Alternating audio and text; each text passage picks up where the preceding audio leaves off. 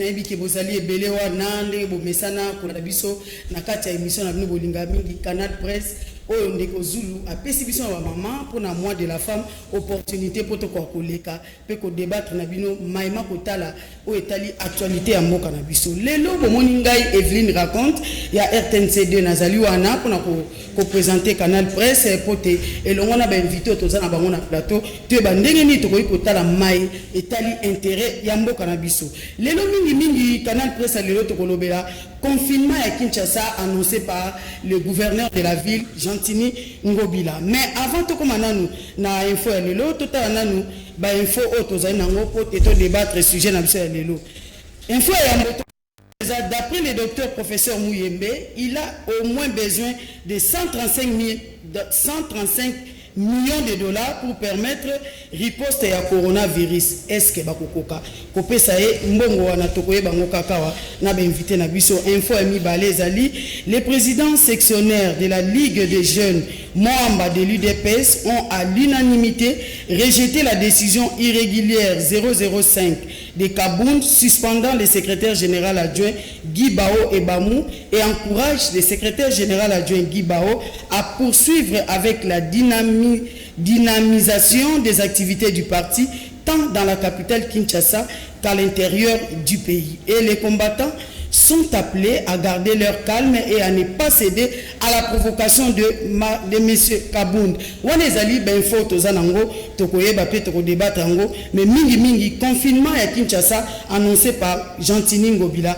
Quelles conséquences? Bongo na lobi ke nazalinga imokote pona ko débattre invité on boyebi bo mesane kolanda Canal Presse nazana ba invité Jimmy Kitenge ya PPRD bo mesana ko mona na Canal Presse tozana lelo pona masolo ngo tozana ndeko Edmond Izuba ko azali journaliste mopanzi sango bo mesana pe ko mona pende ko apo ipan akoya ko rejoindre biso kala mingi te na bango elongo nde tokotala mais matali confinement ya ville province ya Kinshasa bande ko batali boyebi te bokono oyo ezali bokono oyo eningisi mokili mobimba totena mikili ya bapaya totena Italie na Chine sike bandaki babi ezeki foyer ya coronavirus tomona kikuna na province ya Yuan ndenge bakangaki basali confinement bato batosi pe kala mingi bokomona bakofungola ba frontière pote bango ba respecter mibeko wana tomoni na Italie ndenge bokono ko boma bato mais mingi na minute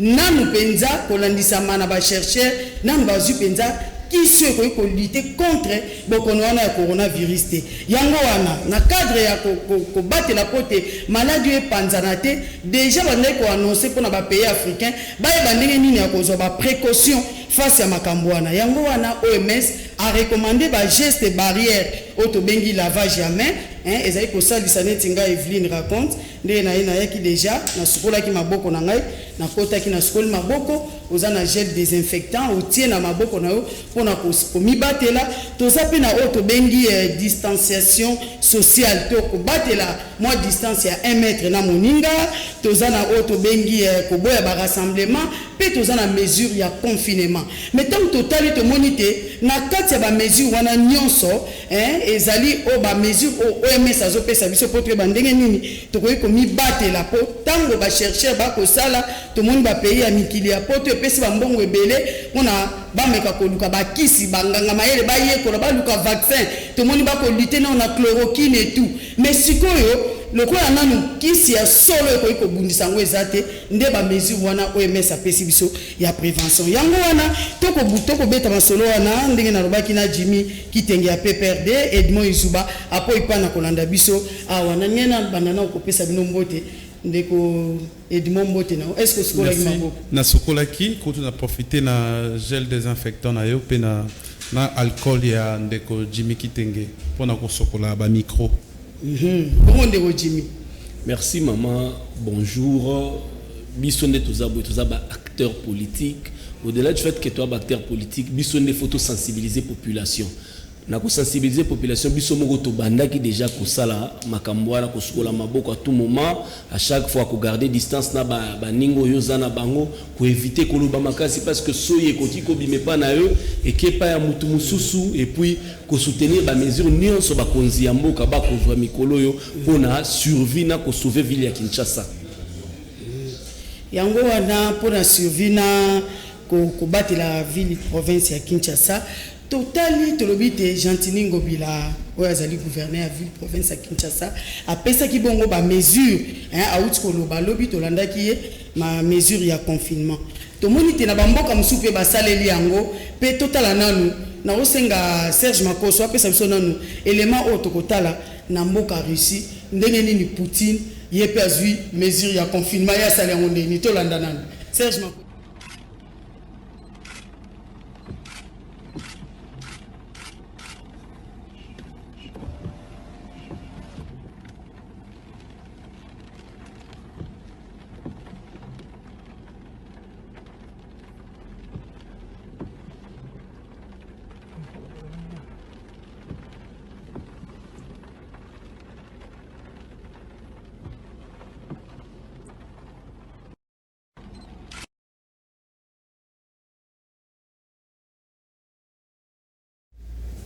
Merci Serge Makoso tozongia wa ndeko Jimmy ndeko Edmond Izuba confinement olanda ki na bandi message ya Gentini Ngobila pona yo yambia ngona ondengeni. Merci beaucoup pour na mutu ya oyo ya yambo message wana ya mo kondi ya ville à Kinshasa na yambia ngo na deux volets. Ils en a volé moko c'est-à-dire azui mesure oza ya ampleur il y a crise oyo mokondi mboka et ça là qui a décrété état d'urgence et ça ba mesure moko bazwaka ce qui vraiment pays est menacé et pour le moment mboka na biso o ezali bongo RDC mais principalement ville miroir o ezali capitale est menacé na maladie o abengi coronavirus une maladie contagieuse qui n'a jamais existé dans le monde. Yangoana et pour ça qui est au Azali Bongo numéro 1 il y a ville à Kinshasa il y a kozwa bongo ba mesure wana. Mesure wana azui yango pona nini. Il y a liboso il fallait ki batuba e bate. Ndeko o ya liboso bakangaki na maladie wana ya coronavirus depuis jour liboso ti lelo et sali au moins 15 jours. Donc période d'incubation et coquille. Et ça dit que ba oyo nyonso bazala ki contact naye oyo alobaki na bande kona biso ya inerbe na ba misusu alobaki te et ko sala ke ngonga oyo bakoma ko sentir ba symptômes et comme akobima bango na nzoto ezali pe lokola ba oyo mususu ba ndeko na biso ba otiko wa batiki biso ba oyo pe mususu ba yaki na ba vol oyo utaki kolanda le 8 mars na ba oyo nyonso ba esima donc période d'incubation et ko sala ke ba signe wana et se manifester pe pona ko contenir épidémie et sengeli ete bato bazaki na contact na bato wana batambola po ba matisa chaîne ya contingent ou bien ba continuer propagation yango wana balingi bato bazala confiné na bandaku pona ko permettre à ce que soki au komi na mwa crise wana to ba symptôme wana bandi ko bimao na kati ya ndako batie ba numéro vert au bengi ba ambulance eye. Donc et que ça là que dans 2 semaines donc batie le rôle à samedi Moutoua Souka oyo akozwa épidémie wana na ville à Kinshasa ozala samedi ce qui au compté 2 semaines il y a confinement et au sala que période d'incubation na yepé Moutoua Souka et Koka dans 14 jours 15 jours et puis une semaine wana bazu yango lokola traitement et ça le rôle là 3 semaines. On a la mesure pour saluer dans un premier temps. Mais l'autre face, il y a mesure on a ni place ngala lobby. Parce que ça le raisonnement logique. Et ça le complémentaire ba idée nanga wana. Ndeko Gentini a poussé makanisi na ye musikate. À souki obele na o esalami na bamboka nyonso à mesurer ampleur il y a danger humain au ezo présenté na ville à Kinshasa parce que yé azui a 4 jours il y a confinement a na 2 jours au ba congolais il faut babima mais à Bosani que ville na biso lelo bien que balobaka toza na 12 millions d'habitants mais tous les cas déjà 12 millions wana lelo to koma la 14 millions pesa 14 millions wana ba congolais 2 jours ya kobima pendant que on va s'approvisionner et ça les sous risque makasi ya propagation kutu koleka mama oyebi bien ba période ya fête ndenge zando ezala kopesi mbwambo aboyi oyebi bien na ba période auto traversaka ya compliqué ya difficile ezala kata okei na ba supermarché oyo alobabwe o azoyoka te donc risque ya propagation et cause à la fois 10 ba mesure o yazui tokozoma ba conséquences ya mesure wana na pesa na malobaka le Jimmy Kitenge yo yambina nous mesure en ndenge. Je salue d'abord la mesure, pas seulement du gouverneur de la ville, mais la mesure du chef de l'État. Bien que tardive, parce que la pandémie depuis le mois de décembre, il fallait tout quand la frontière depuis Kala. Mais bon, gérer ses prévoirs, nous sommes retrouvés devant un fait accompli que malade des alliés n'amboka, mais malade des importations au Tilibanda. Mais quant à la mesure, il y a le gouverneur Gentini Ngobila, je salue la mesure. Les alliés très important parce qu'on a minute oyo situation s'est dégradée du jour le jour parce que to fandiawa depuis Moutali Boussoza qui contaminé Tilelo c'est chaque jour qu'on nous dit tu découvrir encore 3 cas 2 cas 3 cas 50 et quelques il fallait arrêter cette hémorragie. Il fallait d'abord battre bafana ndaku to yeba ezoko uta wapi soki batu misusu ba représenter ba symptômes na mikolo ekoya ba maîtriser batu wana pour que nani chaîne wana ba arrêter en sont des mesures salvatrices mais il y a aussi un autre volet à mesure où fallait battre c'est le côté social de la mesure. Il faudrait bosunga la population ou afin na ndaku bi habitude ya ba kinois so raza na télévision la télévision na bien aza na téléphone na aza na ba réseaux sociaux et ko permettre ya fana na ndaku bo pesa so courant en permanence.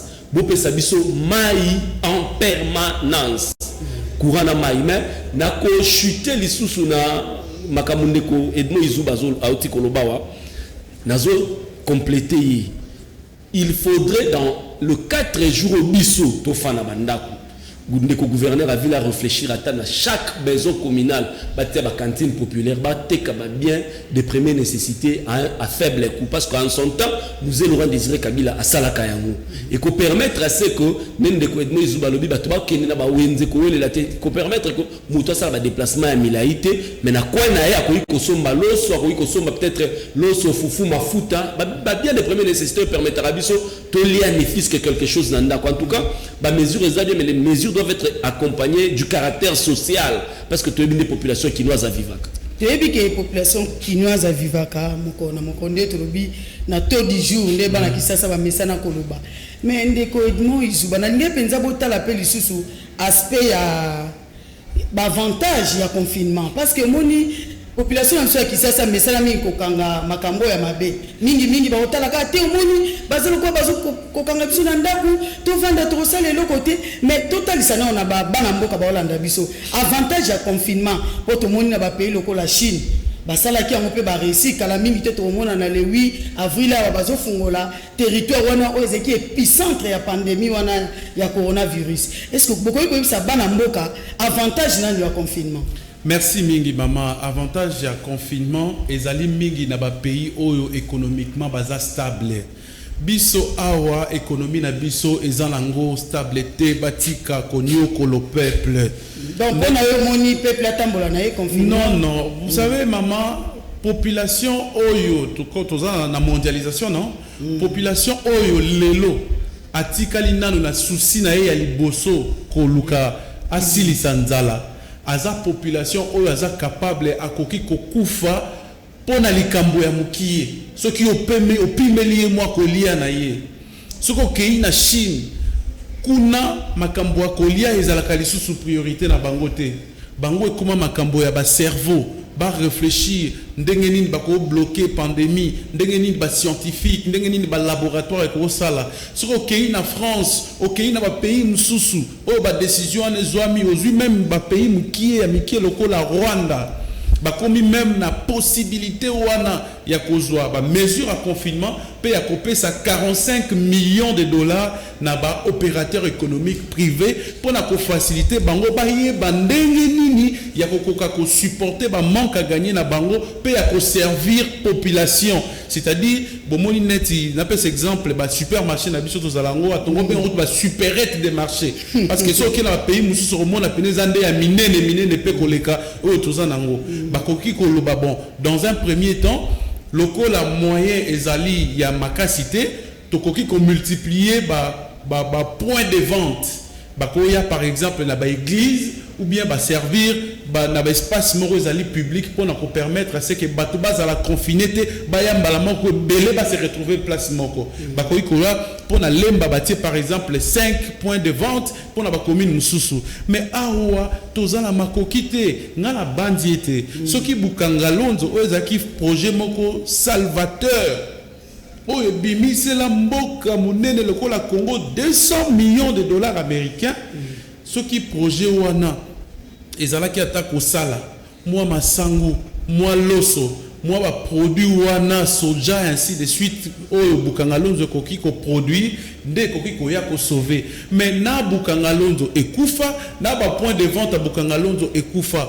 mboka oyo si ba boma yango Gentini alingi aya ko bomisa nde lisusu ba quinoa ndenge ezali awa mama soki opesi ba quinoa 2 jours ba kovanda nzala ya 4 jours na nzala wana bakoluka ba cotiser parce que balobi moi service minimum eza à l'état est-ce que ba agent fonctionnaire à l'état ba futi bango na bandité peut-être que moi mbongo wana ko bima pendant que baza en confinement tango siko confinement ekosila est-ce que Gentini ngobila akozala susu na makasi pe na discours oya kopesa pona ko faire respecter ba bengi ba geste barrière distanciation ba nini wana nyoso non ngana moniete soki confinement esili na 2 jours apesi risque à propagation ezali makasi lokola na landaki médecin moko to salaki na émission na BBC alobi ba kino ebele bo komona ba africain belé bo komona baza déjà la maladie yango baza nango mais ils ont manifesté na nouté parce que pour la plupart population âgée jeune ceux qui malade wana et koti et pas population âgée jeune pour se manifester peut-être période d'incubation rozala ici les cas nango et puis maladie ekoya après alors on a la moniété pour na éviter risque à propagation il fallait qu'on continue sensibilisation parce que wana cause wa mesure drastique ti na niveau wana il y a confinement il y a 4 jours et zalipé quelque part que la population mawate c'est-à-dire que et ça quelque part je dirais aveu de faiblesse il y a gouvernement oyo akoki ko faire appliquer ba mesure na été ce qu'on l'a dit même discours il y a président de la République a été en urgence à lobby était ba mesure à liboso senga ki basala population à l'andeli yangote mais ezalaki kaka na mokondité kaka mutu il fallait qu'il y bango il fallait qu'il a répliqué décision ou n'est pas gouverneur il fallait qu'il a fait respecter ba mesure ya liboso mais il y a l'équipe bongo na étape supérieure et puis ba faiblesse il y a vu la Kinshasa et puis na ba policier na biso maman ba bêtise ko salama ba masasi ko beta na yebisi yo ezande likambo donc olanda yo Edmond Izuba confinement na mboka lokola biso Congo eza penda posé eza mesure ya makasi confinement ya makasi confinement makasi ezali service minimum na bandite kolandisama na gouverneur ya ville ya Kinshasa atali pe réalité ya mboka na biso poso babi confinement total nde to komona ba France to mona na Chine ndenge ezalaki Italie et tout peut-être amona kite to kobomisa bana mboka na nzala avant corona eboma bango mais yango adapter moi mesure na ye par rapport ya ba réalité ya mboka mo 4 jours bato bavandi 2 jours babimi basombi biloko na ebitende ko Jimmy oza pas ko épouser point de vue à Edmond Izubate en tout cas Gentine ende ko bomisa bana Kinshasa baliaka na taux du jour. Na ko loba moi mingi na ndeko Edmo Izubake na minute oyo toza na période lisusu ya ko sala ba attaque politique te ya ko jeter de l'opprobre sur le gens. La situation elle est là. La situation est déjà consommée. Il faut plutôt réfléchir quelles sont les solutions qu'on peut donner. Parce que ceux qui ont banni les sous Kozonga, Bukangalonzo, Nini, mais tu connais que tu as déjà pris en charge Congo. Non, il faut qu'on rappelle Ndeko Edmo Izubake, il est proche de Vital Kamere, Aye Bake, 640 millions de dollars, et Utaï Kobima. Pour le projet à 100 jours et produire de l'autre côté. Donc, tout ce qui est dans le terrain, on a des logos exactement. Bon, la couleur politique. Oui, vraiment. Et c'est bien de réfléchir. Bisogno soto chama ele poto bandenge nini. Toko sai ça va y Landa bino na tango. Ya wana wana ndeko Edmo Izubato qui na ba couleur politique té lelo oyo. Ndeko Gentini Ngobila a joué mesures, c'était proportionnel aux mesures des mesures précédentes. À Monique, bah respecter qui a monté puis la situation est en train de s'empirer davantage. Alors dit que c'est un confinement total au la France. Alors dit service minimum ya ba agent l'État. Biso toza ba agent l'État, ba shift salami kono ba kota mukolotel ba kota mukolotel. Wana domaine ya musala. Na domaine ya bana Congo ya population ya Kinshasa. Oya bimaka na tongo akeko luka lipa ndete esika na tobeti. Maman, la vie humaine passe en priorité. La santé de la population passe en priorité. Quand on est responsable, c'est la santé d'abord, la vie humaine. Tout le monde qui ne déjà Kiaboula. Il suffisait soupçon. Nakati avion, il a fait 2 jours. Moi, je connais le Lubumbashi. Mais les gens ont respecté. Il s'est fait que contenir la situation. On a sorti Mukolo Kaya Liboso et Kotaka na Mboka na biso. Et que basoka ba mesure pour retracer situation ya Ndekoana et puis au aéroport. Mais toi la situation on est noté. Mais comme situation s'est commise, on se retrouve devant un fait accompli. Qu'est-ce qu'il faut faire? Il faut totika ba Ndeko ba kende bazandu ba vivre vie na bango normal, va se contaminer et puis les autres zaka sont à 50 respirateurs à supposer, beaucoup on a 200, 2000, 5000 malades. Vous les mettez où? Il faut prendre des décisions responsables. Gentini Mobila a levé une option, certes. Et ça, certainement, c'est une mesure impopulaire. Mais une mesure impopulaire salvatrice. Parce que la population, la minute de santé, yo, Luca, on l'a dit jour le jour, mais quand ta santé n'est pas bonne, on l'a fait on commet la maille de autant la télévision un responsable, un gouverneur responsable, c'est celui qui prend des mesures, mais mesures et qu'on s'avérait impopulaire, mais c'est pour le bien de la population. Moi, je salue les mesures de Gentini Ngobila, mais je lui dis, en tant que gouverneur, en tant que père et à ville à Kinshasa, à permettre à ce que moi, biso, tofuta courant, tofuta maïté, l'État à prendre en charge courant à biso na maïna biso pour ce mois, pour qu'on a atténuer le choc. Et puis deuxièmement, à outil opérateur économique on est aller à tous un état d'urgence. L'État peut réquisitionner. Bon ici l'État c'est l'État bangarani outi. Au lieu de peut-être na alimentation X. Au lieu régal à tête kabilo on est na régal. Ouvrez des points de vente même dans la maison communale. Bon créer réduire à tête prix na bino. Divisé par position ko yebisa régal ko yebisa opérateur économique et ko somara na tango à confinement to eza études au Sénégal que ça au préalable pote makamone se faire. Maman, les études au préalable c'était quoi? Ce qui on se retrouve devant un fait accompli. Il y a une largesse, il y a une légèreté en termes de gestion, un problème parce que la pandémie s'est déclarée depuis le mois de décembre. Qu'est-ce qui manquait au ministère de l'Intérieur? Le Gilbert Kankonde, à Kanaba frontière, parce qu'il y a une gérance territoriale. Depuis le mois de décembre, ils pouvaient le faire. La Russie en avait fait depuis longtemps. Mais le quoi, c'est là qui a noté. Le quoi, la largesse, c'est ça, mais on se retrouve devant un fait accompli. Qu'est-ce qu'on va faire? Il faudrait prendre des mesures drastiques pour sauver la population parce que vie la vie se en danger. Tolandi pour sauver la population vie en danger, confinement, ok, Kolanda Jimmy Kitenge. Mais au monde que c'est vrai, tant que va se confiner, va vendre dans l'endroit. Yo lobi la santé et l'équipe nyonso.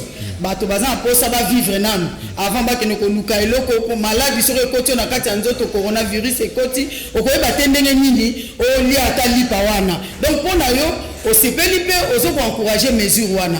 Bon siko to lobi pendant que bato bazan na kati ya confinement bato ba vandi gouverneur eloko nini Edmond Izuba pona yo amoni. Pendant que les gens sont en confinement, ba mesure nino ba sengeli ko sala o sengeli ko landa pour te solo ba to ça peut ba comportement à suivre pendant confinement.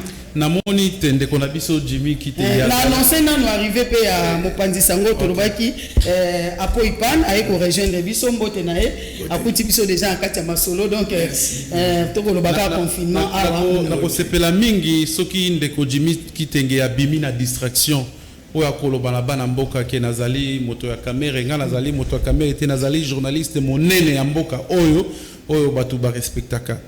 Donc nazo loba awa sur base ya réalité oyo ngamoko na yebi na vivre d'abord comme étant citoyen pe ba doléance oyo nga na recevaka ya acteur ya société na ngai ou abengi ya société civile pe ya force vive mama soko koti lelo na ba réseaux sociaux okomona ba mouvement citoyen okomona ba organisation nyonso droit de l'homme bazo condamner mesure wana eza na partie nango kitoko nga na kumisaki mais tango na kotala kitoko na mabe le kingi makambo kitoko to soko loba ba vendre 4 jours mais batu bakolia nini na 4 jours bakolia nini okobimisa bango 2 jours après lokola bambwa okangi na kasho ofongoli siko babima bakende koluka biloko ya kosomba bakozala ebele bakobima 14 millions obandi ke 14 millions bakobima wana epidemie kopanzana te mabe wapi soki na rappeler ndeko ke soki bukanga lonzo ebandaki kosala elingaki eliesa bakinwa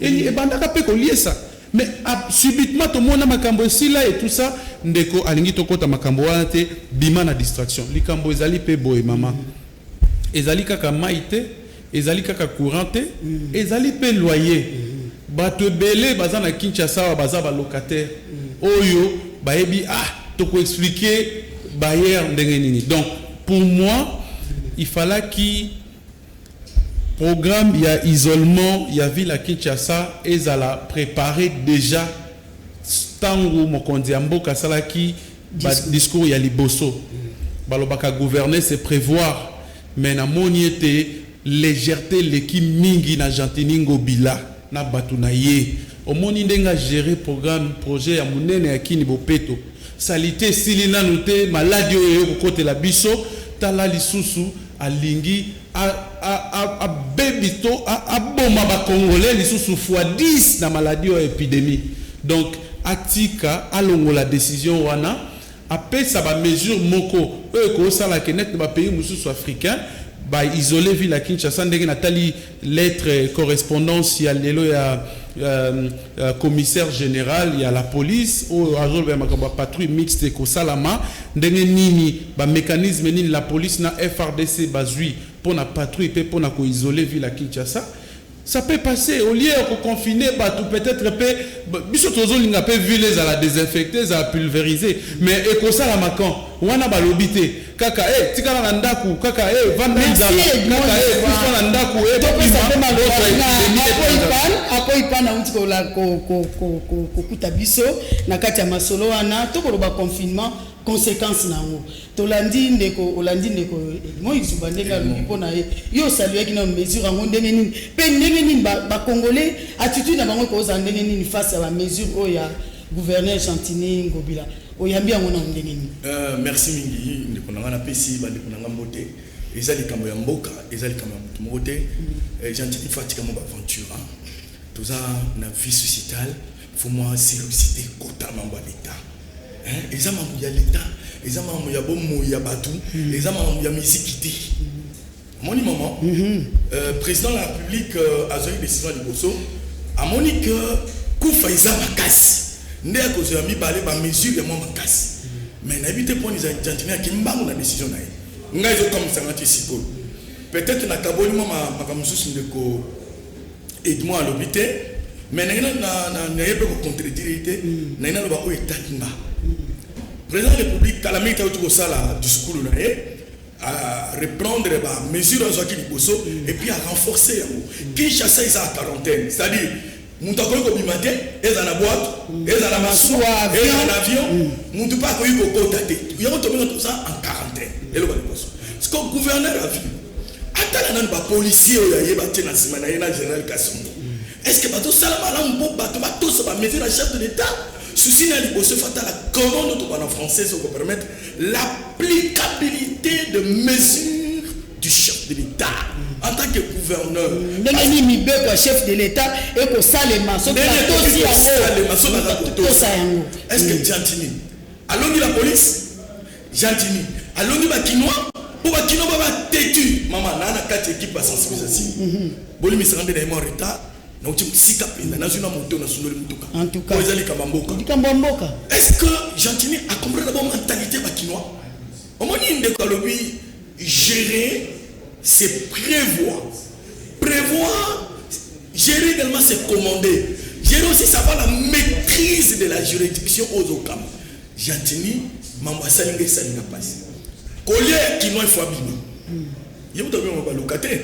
Locataire n'est pas non, tous la période de la boye, au foutate. Tous à contre-traité peut-être pour propagation. Tu l'as dit, n'a pas mesure, où ezali babi ba mesure de barrière, ba mesure salvatrice. Même pour na ba mboka ba paya, tout le monde basali confinement pesala. Qui te l'a dit, manger ya Poutine, abimisi pour tout ba Lyon, tout moni wana pour te battre, va respecter le confinement. Est-ce que na kati ya confinement selon yo? Confinement est un avantage de et le pas malade aux athées. On ne comprend pas. On m'a dit tu n'as pas compris le malade. Après voir qu'il y a avant comme un niveau. L'année histoire il y a Russie. Après voir qu'il y a avant comme un niveau. Niveau est un niveau pour bandi ça. Que ça dit mais bien qu'on a dit président on a discours on a alors ce qui a constaté que on a interprété la journaliste ce président a monique Mamalobé tout ça mi présenté à utiliser la police, l'armée. Il y a Jantini utilisé déjà, il y a eu confinement. Bon, si vous avez organisé les Jantini à ça, les confinements, tu as, yo, limite côté la Jantini. Sinon, tu n'as pas. Tu côté la tête, mais tu as la main au aspect. Ce qui va comprendre les camarades, va interpréter ma vie. De Kinshasa. Nabi Jantini a maîtrisé dans la police, a maîtrisé la mentalité chinoise, au-dessus de l'obataza pour tout ça. Est-ce qu'il y a les avant ce paquet? Bon, ce chef a dit bon, confinement. Est-ce que tu as ce qu'on a? Le chef de l'État a décidé à mesurer les paramètres, à décision Jantini sur base de quoi? Première question. Deuxième question. 4 jours, il n'y a pas 4 jours. Quand on a vu ça combien de jours? 2 jours. 2 jours. Nous sommes un peu saturés. On dit que même le nombre de jours, à Salimbeba. Ce qui a tout naka. Namane papa Zelana. Continuez notre sensibilisation. Nous tous les ans dans la sensibilisation. Qui doit comprendre qu'il y a un danger. Ceux qui doivent comprendre est-ce qu'on dit dans la sensibilisation, il y a l'élément confinement? Confinement, il y a la carte. Il y a un salle en direct dans RTSABI. Papa, pour appeler au principe, où il peut être aussi ce coronavirus, qu'on vend dans le missile. C'est-à-dire, vanda nanda.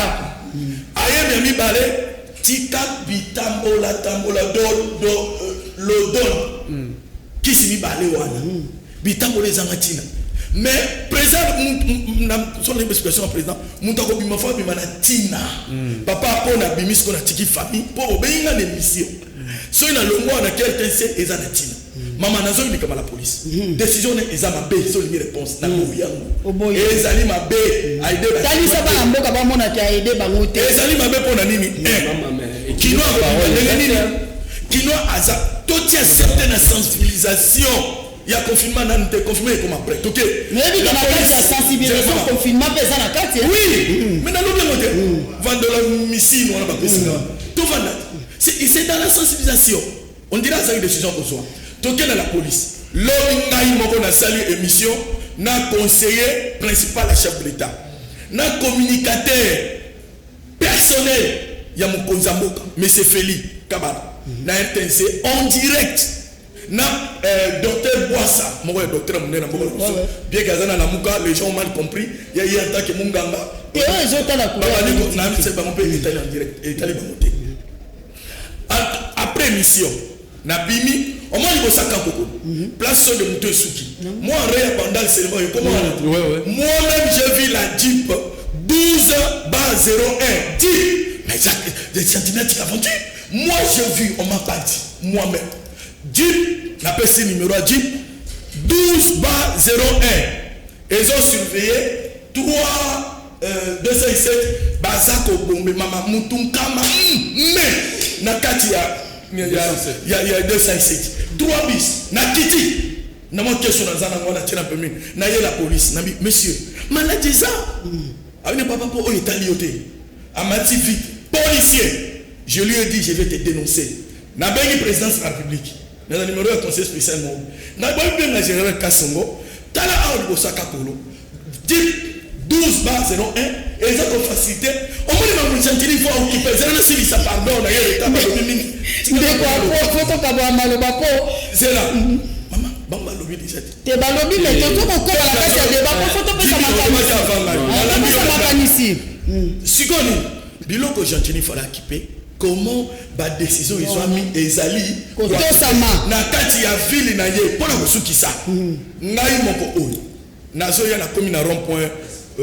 Pongabi na kuti soda zo zambu na kuti soda ndami papa oli na kiti ponga kitala ngai na mona maintenance sportif mettre karateka premier dame donc policier ngazo murote moko bangwa mona mutasambela ka journaliste abumbi parce que na ki obu apanza pareil na mini papa bazo pekisa batu batonda biso batu batondi yo kanga yango yo zo zambu na bandi ko filmer ye ababinga pare ababa na bise image ekokende et pas général Kassongo abambia pare po abanga na vi appareil wana nake na sukisa wana ndeko Jimmy Zakane émission na commissariat général et pas général donc la poto la ndo malamu apo ipan na oza contre ba parce que liboso na bato ya mwana lobi les makambo eza belé ya koloba na ke pas général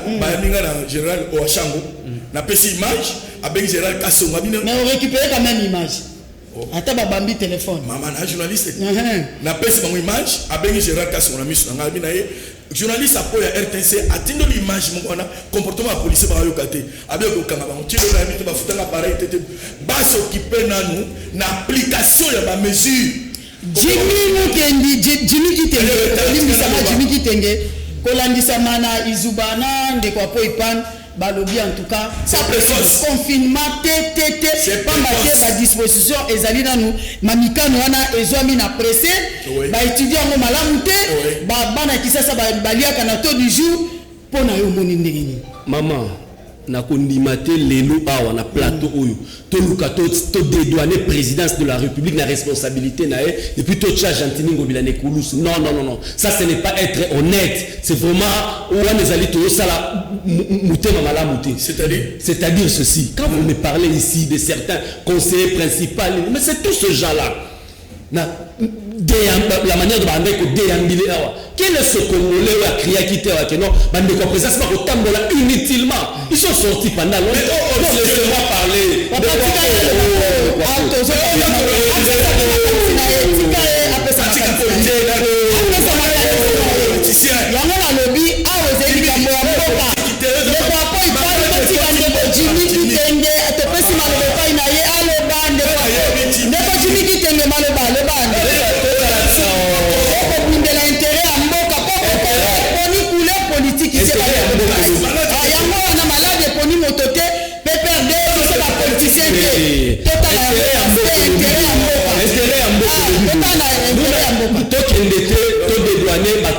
quand on est en train de parler de la police, je ne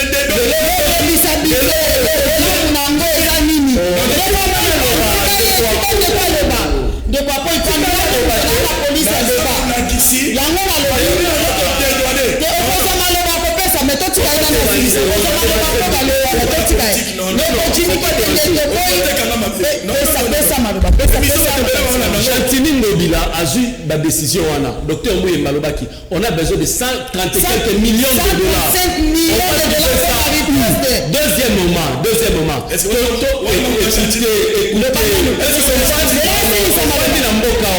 depuis quand il y a liboso nous avons assisté na situation ils ont s'empirer davantage.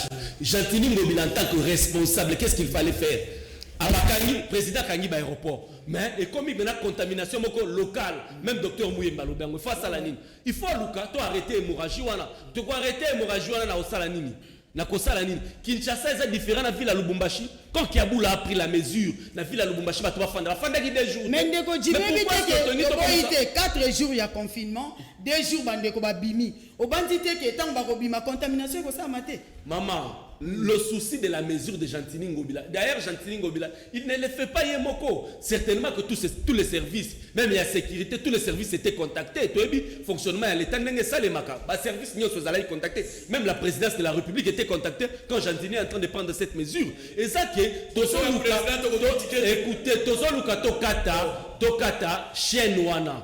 Pendant Okata Chienouana, il faut observer. Ce qui attend à 2 jours. Mouyemba pesi biswata toi na lelo 51 cas ce qui Mouyemba lobi 52 cas alors 53 cas ça veut dire que la mesure aura toutes les bonnes raisons à coexister pour na ko arrêter hémorragie wana et ben la mesure ya liboso ndeko Jimmy Kitenge ponde ko apo ipan kolanda pende nga zobina ba exemple apesi to moni lokwa ke ya liboso na bosilisi angote bolandeli na nutale bosote na makamo mususu est-ce que ce qui ya liboso est to somakite ya sima est-ce que ko to sama maman je ne cesserai jamais de vous le dire ici que Lubumbashi est dans la République démocratique du Congo. Jacques Kaboula n'a pas réfléchi 2 fois. Il est allé aux extrêmes. Les extrêmes c'est quoi? Directement au fond on a banni. Biso butu abandi na biso to na maladie. Babandi na biso progressivement. Mais tozo ko rakomezi konani ko respecter. Pourquoi est-ce que Vladimir Poutine a tchaki balio? Parce qu'il a constaté qu'il y a une résistance au niveau de la population à l'extrême. Aïe abanya bamba Gentini Ngobila, gestion à la police.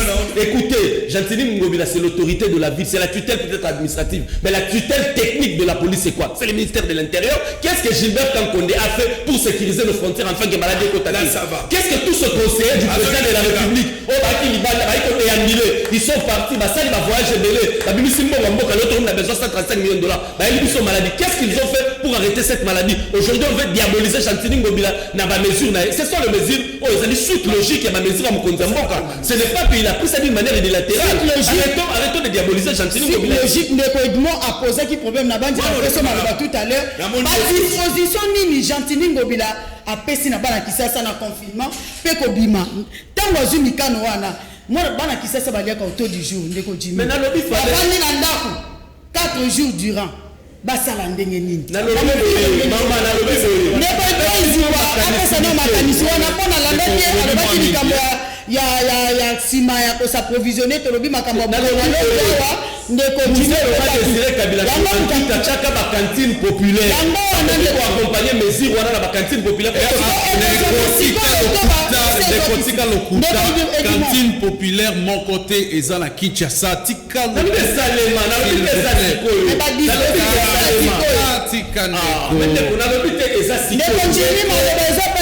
ndeko na pekisi yo politique na makambo oyo etali bokono oyo ezali komona na miso ya bato mais yo olingi politique mingi politique na moni ete yo soki bapesi yo mwa poste ya moki o diriger ba congolais okozala pe na mwa nini wana ya koluka kobomisa bango ndenge Gentini azolinga kosala to diaboliser to personnaliser question ya coronavirus. Gentini Ngobila est en train de faire une suite logique ya ba mesure ya Mkonzamboka et puis Gentini Ngobila la tutelle l'application ba mesure azali comparer moni mokonzi ya mboka par exemple mutu ayebi ko diriger ville o ayebi réalité sociétale ya peuple naye avant zo mesure ya boye il faut ayoka nananu 1 dans la police 2 na équipe oyo ezali kwa secrétariat technique oyo ezali lokola secrétariat s'il vous plaît là représenté à l'hôtel de ville la police ba service sur ça hôtel de ville totika na police on a pas commis ça Kinshasa exceptionnel Lubumbashi eza Congo te tika ko malade bandeko na biso ya Lubumbashi baza na mentalité mon côté na ba c'est ça Congo s'il vous plaît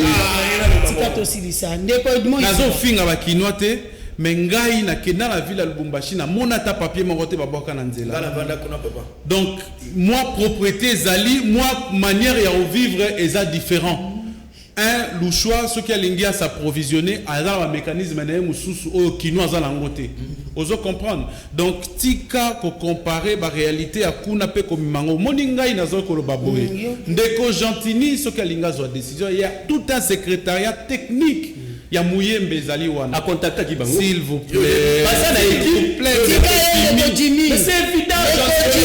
Na yebi yango. Pas ça na équipe wana. Mouyembe.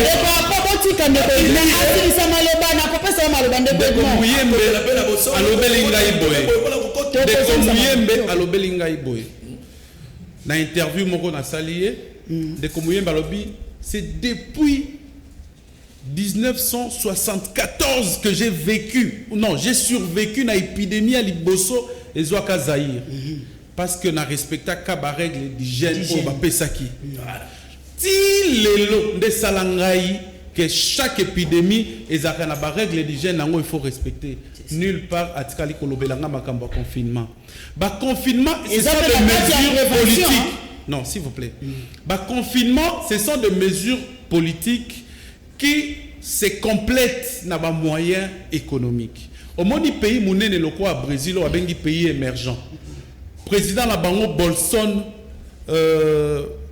président Labango a eu à sali discours lobby jamais n'a ko décider confinement na mboka na ngai pour la réalité tel pour tous en besoin to atteindre tel niveau bon moni ba président mususu pe balandi ba décision wana mais awa tous en la Cameroun facilement maîtrisable ça veut dire que ceux qui va contenir déjà va isoler ville à Kinshasa na ba entrer na ba sortir na ba surveiller ba mouvement ils ont déjà première partie à Liboso. Deuxième partie, pour ne pas enfreindre Bakou famille, vous pouvez leur sensibiliser. Mon sensibilisation est ça la même milité.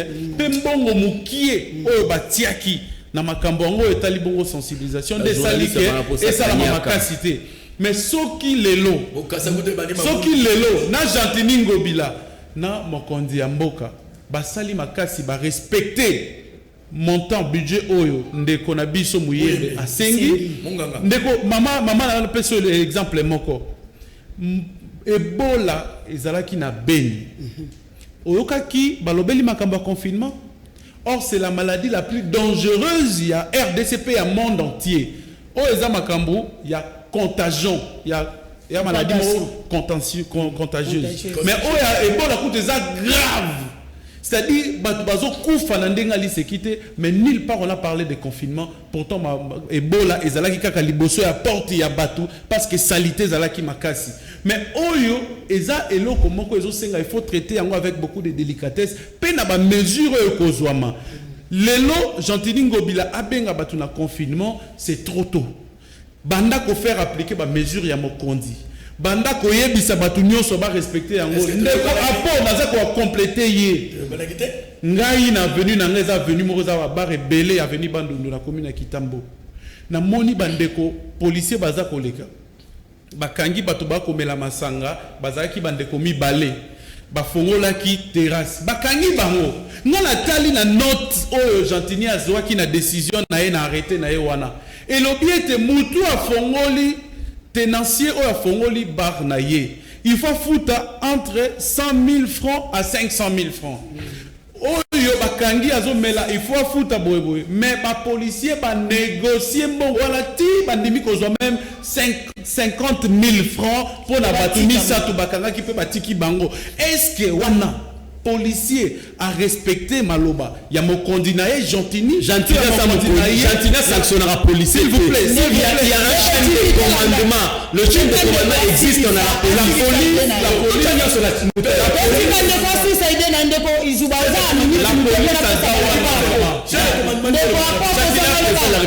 Un ministre intérieur.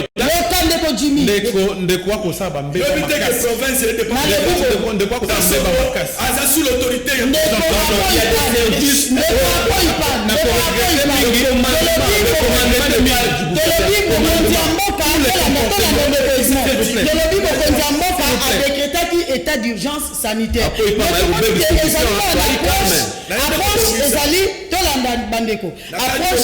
Approche ezali globale, c'est-à-dire éthique même domaine de la santé to koti na domaine économique ya mboka pe ba ezu ba branche nyonso ya na lobi boy Congolais qui noient à vivre dans taux du jour. Vous comprenez? Ne choix pas vivre dans taux du jour. Avant la sa réflexion, on a bande quoi perdre ba retirer Jimmy Kitenge carte naie pour un comportement antisocial azo l'accès na plateau lelo. Naie bi makambo azo loba soka zo pas chadari to aye ko inventer pour la politique to ça na kanisi parce que ezali etali biso etali yango na koloba boye yango na koloba bonde ko apoyi panasi nakoloba boye mama na ngai bamboka oyo gentini alandi pe alandi sans réfléchir deux fois dans la disposition économique au bazwa qui bien avant oyo disposition économique mo te zwami pe ba cantine o ndeko jimia kolobela biso awa ekosala maté parce que un asololi ata mon côté na ba opérateur économique deux ba réunion salamité makambo salamité pendant que ba kolela biloko zo mata makambo zo mata ba opérateur économique ba il azo kotinda sous peuple wana akende komi batama pe akufela na ndako et puis maman na si saka moké une seconde tozali na bakamu soit ndeko gentini à régler biso ba journaliste à l'obité quand est-ce que nous allons sortir pour aller faire notre travail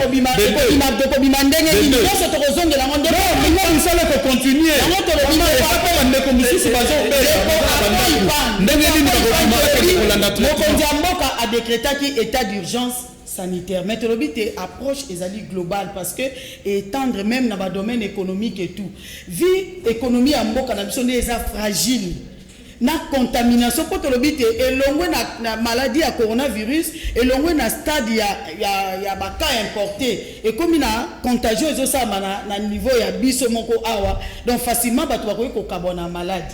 Mais l'obité ko landisa mana mibeko aliboso au chef de l'état azwaki mibeko wana na to samité Gentini Ngobila alobité sengeli to a confiné bato to va nanda na lingi otana na domaine économique po yo ki na reta bandeko balobaki yango bakino ba vivre ndengeni et puis il y a mibale oyebisa biso balobité mosala etikali ka na administration publique ba journaliste ekozaka ko ya RTNC ekozapé à presse mususu ya privé ekozama mana ndengeni pona yo omoni yango ndengeni kokabola RTNC na ba journaliste mususu tozo ba patisa po to lobi presse ba lobi administration publique na base sur le plan économique na la nzongela ka Gentini na ngai lo la ngena mona na Gentini si mamibeko mkonza mboka angaka convoquer SNEP régie des eaux na fake après réunion la premier ministre a na fake hier en tant que kukozia et kumbaki chasa anga convoquer ba oyo yo bandi ka sala na yo mama na zampa ndi sangote yo la neona bilili bo panza ngwa opa yo bon boko tele toko kote toko le boso snele ngala sala en direct lobi bamso bitozola na calamité korengo kende bo finga ki kabila awa bolobi pe lawa so ngana natande ke ndeko mukendi so ngento so ngapesi mamuke omoni mbeba ondenga ezali to sala ngele la critique est aisée là est difficile na molanda dimité no ba pesa ba mokono poso to kena terrain ni miso ko katana snela bengicité yasko na zabe molakisité to benango l'approche hostile holistique. C'est-à-dire qu'il faut toucher parce que d'une manière générale, d'une manière globale. Ok? Conséquences économiques, ezali non. Maman yo ebita ibilo ke mati, ezala lumbashi, ezala awa. Ma biloko to kotia maboko yo, baba otia on souper ba alcool té. Et comme be nino la mine ba sala alcool sur la colle les acheter. Ba ko boma. Gentini ala na lubato yo opérateur économique yo. Et batital. Gentini va no benye. Yo a convoqué par beaucoup mettre baboto ça paye été à tchandingi ça rien à suspendre bakangi ngaliema c'est quelle administration publique vous voulez nous enseigner? Nous on est des enseignants. Comment expliquer que toute une commune soit barricadée? Rappelez que la commune est barricadée à 100 mètres de la présidence de la République. Donc Gentini à 100 mètres de la présidence. Gentini en tant que gouverneur mukano ni nazi pour pas fungola nini wana tokel Lubumbashi ndako tima bi Lubumbashi ndala va Lubumbashi ndako babela na Katange vie ya Lubumbashi eza ya awate ndeko Jimmy. Mentalité ya balushwa eza ya kinote. Lubumbashi eza Congo. Oui. Président de la République a décrété état d'urgence pour la Congo. Lubumbashi eza Congo. Ndeko Jimmy. Nayo simba kinga. Ndeko hapo. Pesa makanisi poto kwa Lubumbashi a respecté Kinshasa. Pour sauver des vies. Premier élément, Lubumbashi mentalité ya balushwa eza ko ya kinote. Eza ko finga tende du mwa baki. Eza réalité. Même si on a une mentalité, on question de journaliste belé. On a vendu dans Lubumbashi. On se voit dans Finga Moutratele. On se voit dans Kosa. On se voit dans le Babo. Mais qui n'a pas mis la Finga Ratende pour apposer l'éducation. Maman, on a des bambous sur le Yénisande qu'on a bâchi noir. Bango Finga va transer là, va y sur ma banga. C'est ça le comportement. Lubumbashi, il n'y en a pas. De deux, Lubumbashi, c'est une ville organisée. Et la province, et la ville bien organisée. Il y a le pour le gouverneur a su confinement. Mais oui, attendez que Kinshasa a la maladie. Le corps a préparé déjà place. Il y a cantonnement, il y a bateau à terre. Quarantaine. Attendez les amis. Dans l'aéroport, surveillance a jeté. Bien qu'il y ait une herbe à lui qui est 2 cas on les a qui mais du moins c'était une prudence pour un gouverneur. Ce que Gentili n'a pas. Tu vois un peu? Non. Bah quand tu as vu là tout ça. Tous on a ma mesure à Gentili. Bon on va dire 4 jours, 2 jours voilà. La mentalité à Bakinois. Mais ils ont pour oué là. Toko kanama emetro to sangote. Toko oué là. Bitumba ko bima. Lelo pas to oué là parce que le bito c'est la confinement. Maman Moutava Jimmy. Yo uti na ciel ou uti wapi yo uti na likolo ovana kana zamba to ovana kana biso ndeko apo si ça makanisi poto tanga moi ba message ba maman vous allez quitter ndako 4 jours mukola ko bima to ko tonda na esika ko somba favoriser tu vas prendre yo moni ba kino ke de ville te place ya te na ka ye timia ke kino yo na wenzao kino ke na place tonda contamination Gentili linga sunga batu malade kola pour degré batu ko biba hier au tina police est corrompu excusez-moi de le dire d'abord il y a un problème Gentili abena kasongo ba sensibiliser nan ba policier ba yebisa ba examen sécurité c'est sérieux moi j'ai donné le cas ici maman a continué contamination ko za makasi na mbili kama lungu wana na 2 jours wana ba ministère intérieur pour ya tumboli yango na le ministère on a 12 ans na mona mona pas quand côté na été sur la zuewa na mona makamode na sali na bosha na sali na Richard Moïse na sali na Shadari na sali na Mova na yeko sukisa na nani ndeko apo okosisa to pesa na silisa mingi to tanga nanu moi na kankonde organiser la message na ndeko service na ye et le côté tokozongela totanga na ba message bandeko bonjour Canal Presse lelo ba médecin bango wana en œuvre pourquoi bakoki ko aligner bango pona prime na bango te wana motune tunami. Bonjour Canal Presse, sepeli na présentation à lelo, Tomoni Evelyne raconte na présentation courage, merci Nabino. Courage na yo maman, merci Nabino Nandenge, bozo valoriser ba maman, merci mingi. Bonjour Canal Presse, l'État a sengi population to kangama na bandako et bongo ba pesi biso combien poto somba bilei a Nzambe abate la biso pasi oyo esi la Didier Salem na yolo. Docteur Mouyembe vient de cibler des hôpitaux auxquels les gens vont fréquenter en cas de menace sanitaire du Covid-19. Est-ce qu'il a préparé les personnels soignants de ces différents sites? Est-ce que ces gens sont vraiment formés sur tous les plans, c'est-à-dire psychologiquement, physiquement et moralement? C'est vrai que la pandémie Covid-19 préoccupe le monde entier actuellement, mais n'oublions pas qu'après les dépenses, que font les Occidentaux pour la vaincre? Pour écoléka. Comme Bonangai Esther Katende na lobi boy, pona nini ba policier ba commissi yango shida.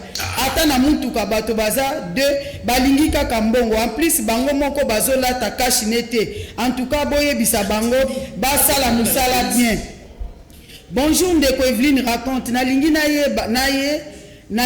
yeba gouvernement azoloba nini pona personnel médical. Alors bato oyo bazwaka mbongo mingi baza na congé mais bakofutama députés, sénateurs et ba ministres mais ba minganga o baza nanu non payé alors na Covid-19 toza la kaka.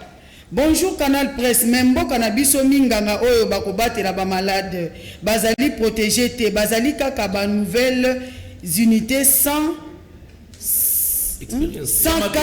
salaire ni prime bakofuta bango batela et respecter monganga pona kokufa déjà na pasi. Bonjour Canal Presse, frère oyo alati chemise ya pembe azo raisonner bien te wana alingi peuple kinoa bakufa. De quoi pour Robinayo on a pembe. Bonjour Canal Presse, papa Izuba papa na biso ba fonctionnaire ba futi bangote pour ministère ya budget eza confiné. Bonjour Canal Presse, to sepeli na présentation à lelo maman Evelyne Losako apo ipantika Jimmy Aloba Roger depuis Bandal apo azana raison ngobila beti libanda Blaise depuis Ngiringiri oyo gouverneur ya ndenge nini il fallait ngobila Aloba na Lingala Michel depuis Kalamu ngobila Kimbo Peto échec li avanda na yekimia aye lisusu na ba confinement ngobila kin ezana malchance te ndeko Edmond Izuba très intelligent ngobila na oyo asali akopesa bana na biso biloko ya kolia Paul Gombe depuis Gombe awa ngobila azwi mibeko ebongo presse kaka RTNC ebongo presse privée omoni bakondi na biso Gentini oyo asali biso bakinoa toyinie wana eza moi ba message na kopesa bino maloba moko bo réagir na bandi na ndima mama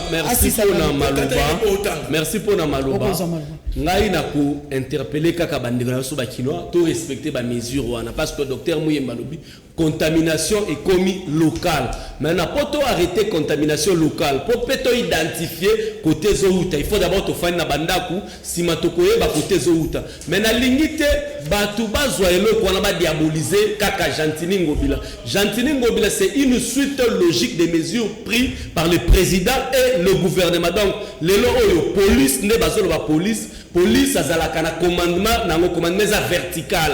Izalaka ba chef na bango. Gentini a intervenir peut-être pour le financement na ville ya Kinshasa et puis na bloc mais le commandement est vertical.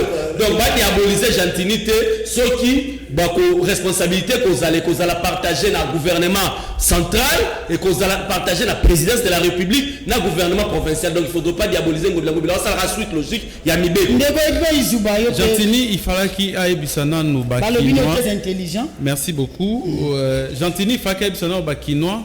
Batenu nini o ba policier bakolata pendant opération wana. Kotozo mona la bamboka minene. Ba policier bazana tenu na bango moko bakolata pour se faire protéger. Bamboka minene lokola ba France. Batu ba propager épidémie et ça la police na ba jambe sous sa sécurité. Alors tokobanga mingi ke ekoma na Kinshasa les ala ba agent de force de l'ordre ndé ba propager épidémie wana. Bandeko o ba o etali ba médecin na ba infirmier. Wana pe eza eloko koloba na ministère ya santé. Ye mutazwa ki makambo le devant avant de konabiso Muyembe azwa yango.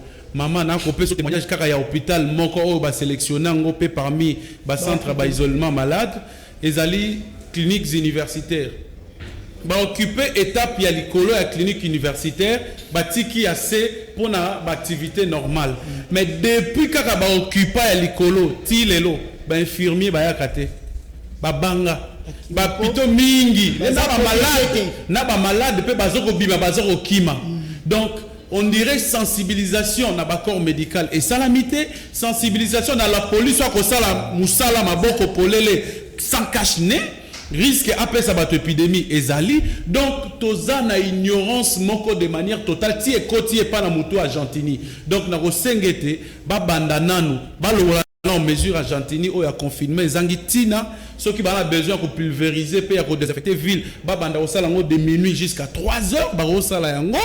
soki pe lisusu balingi batia bato bazala moins à l'aise babanda ko former bato na place bazo ba mesure moko za drastique ndeko apo ipane bandeko bapesi elongoni balobi en tout cas makanisi na yo eza malamu mingi po papa mo pe uti ko benga biso a partir ya njila lobi ba policier ba botoli mwasi na mikate na potopoto ngai na minito ba komela yango to moni yo tie penza obeti sete mingi na likamona la police maloba suka pona yo moni merci mama na ngai ndeko Jimmy babi naza ko kate maloba na obi se ndeko alobi bongo fanatique Jimmy Jimmy asaka mayele mais abunga ka mingi ko zo suma maloba te to komina suka Jimmy alobi ba répondre na ba question au lieu de makambo ya Jimmy répondre à la question ndeko tika il faut na limbola pas na muta ministère intérieur police provinciale ou le cas ça ko diriger eza sous l'autorité politique et administrative ya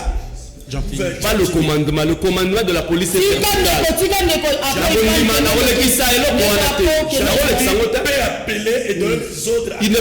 ne peut pas faire une mise en place à la police le mot la moto